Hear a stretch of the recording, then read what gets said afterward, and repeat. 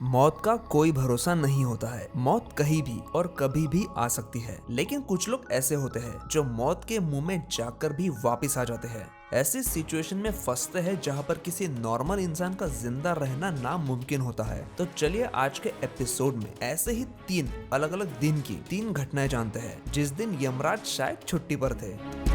पहली स्टोरी है Julian corp की, इस महिला की जो प्लेन से ट्रैवल कर रही थी, लेकिन उसे नहीं पता था कि प्लेन का वो सफर उसके जिंदगी को हमेशा हमेशा के लिए बदलने वाला था और उसे फेमस करने वाला था। हुआ यूं कि 1971 में दिसंबर के महीने में 17 साल की जूलियाना पेरू जाने के लिए लैंसा फ्लाइट 508 में बैठी थी। उसके साथ उसकी माँ और बाकी के पैसेंजर्स थे। टेक ऑफ करने के थोड़ी ही देर बाद उनका प्लेन तूफान की चपेट में आ गया। वो तूफान इतना जबरदस्त था कि उसने प्लेन के 2 टुकड़े कर दिए और लगभग सारे पैसेंजर्स 3 किलोमीटर नीचे गिर गए। जूलियाना के साथ एक अच्छी बात ये हुई कि उसका सीट बेल्ट लगा हुआ था और वो नीचे गिरते वक्त सीट से बंधी हुई थी, जिसकी वजह से नीचे गिरने पर उसके सीट ने उसके लिए कुशनिंग का काम किया। नीचे गिरने के बाद करीब 1 दिन वो होश में ही नहीं थी और जब उसे होश आया तो उसने पाया कि अमेज़न के घने जंगल में वो अकेली मौजूद है। उसके कॉलर बोन में एक फ्रैक्चर था और कुछ मामूली खरोंचे थी। उसने अगले 11 दिनों तक अपने आप को जंगली जानवरों से बचाते हुए जंगल में सर्वाइव किया और आखिरकार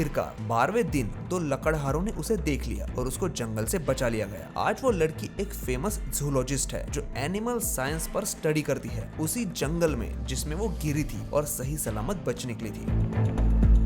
क्या होगा अगर आपके सिर में लोहे का एक रॉड आर पार घुस जाए? शायद आप इस सवाल का जवाब देने के लिए जिंदा ही नहीं बचोगे, लेकिन फिनियास गेज नाम के शख्स के साथ ऐसा नहीं हुआ था। 1848 में 24 साल के फिनियास गेज शहर से थोड़े दूर बन रहे एक रेलवे ट्रैक पर काम कर रहे थे। उनका काम था एक्सप्लोजिव का इस्तेमाल करके पत्थरों को फोड़कर रास्ता बनाना। एक दिन वो पत्थरों के बीच एक्सप्लोजिव लगा रहे थे और एक लोहे के रॉड के इस्तेमाल से उसे पत्थरों के बीच फंसा रहे थे। इससे हुआ ये कि पत्थर और लोहे के टकराने से एक स्पार्क बना और वो ताकतवर एक्सप्लोजिव उसी समय फटा जब फिनियास उसके ऊपर खड़े थे। इस ब्लास्ट के बाद वो हुआ जिसने अगले 150 सालों तक रिसर्चर्स को घाम पे लगा दिया। उस ब्लास्ट की वजह से वो लोहे का रॉड फिनियास के सिर के आर पार चला गया और करीब 80 फुट दूर जाकर गिरा। जब उसे हॉस्पिटल ले जाया गया तो डॉक्टर खुद परेशान थे क्योंकि सिर में लिटरली 2 इंच का गड्ढा होने के बावजूद वो बेहोश भी नहीं हुआ था। ये चमत्कार सिर्फ यही तक नहीं रुका,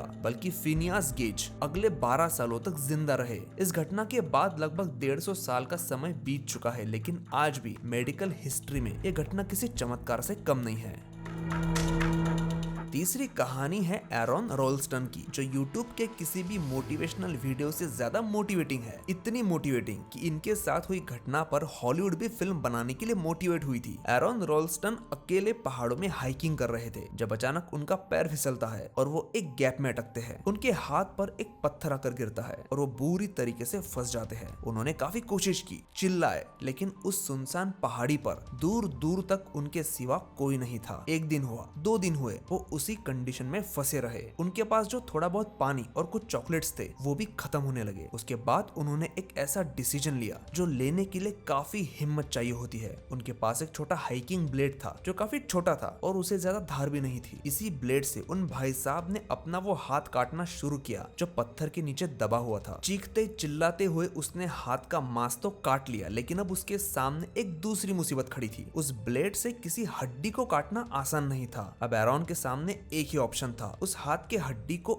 एकदम से तोड़ना एक झटके में, ताकि उसके 2 टुकड़े हो जाए। और उसने ऐसा किया भी। लगातार कोशिश के बाद उसने उस हड्डी को भी तोड़ दिया ताकि उसका हाथ फ्री हो जाए। तब जाकर एरॉन वहां से सिर्फ एक हाथ के साथ, लेकिन कम से कम जिंदा वापस लौट आए। सुनने में ही आपको जितना दर्दनाक लग रहा है, सोचो इस काम को उसने अंजाम कैसे दिया होगा। तो दोस्तों, ये थी वो 3 घटनाएं जिन पर यकीन करना मुश्किल है, लेकिन आपको करना पड़ेगा, क्योंकि कभी कभी रियलिटी भी किसी काल्पनिक कहानी से अजीब हो सकती है। वीडियो अगर पसंद आया हो तो प्लीज इसे लाइक जरूर करिए। ऐसे ही वीडियोस देखने के लिए चैनल को सब्सक्राइब करिए। मैं मिलता हूँ आपसे अगले एपिसोड में।